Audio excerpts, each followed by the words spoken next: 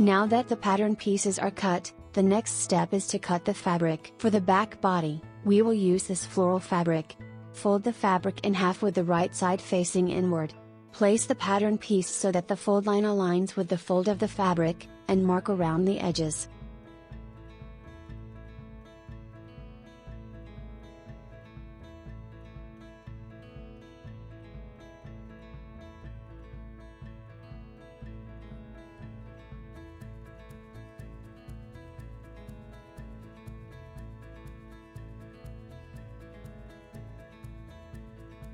Since there are no notches this time, simply cut along the marks after tracing.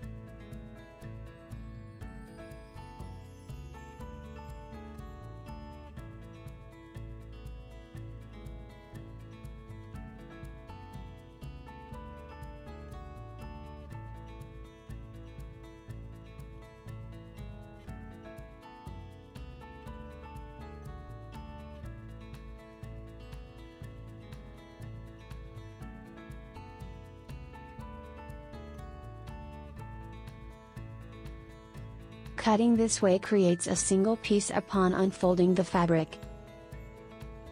Similarly, cut the front body along the fold line to create a piece on the fold. Then cut the neck rib and arm rib as well.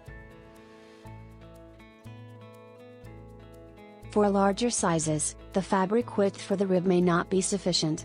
In such cases, you may be instructed to cut two pieces of fabric and sew them together to create a single rib piece.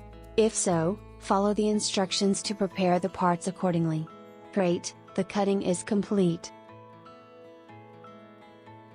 If it's difficult to distinguish the right side and wrong side of the fabric, make a mark on the wrong side during cutting. As you can see, depending on the size, the neck rib and arm rib lengths may be almost the same.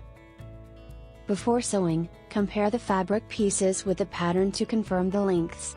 For size S, the arm rib is shorter than the neck rib,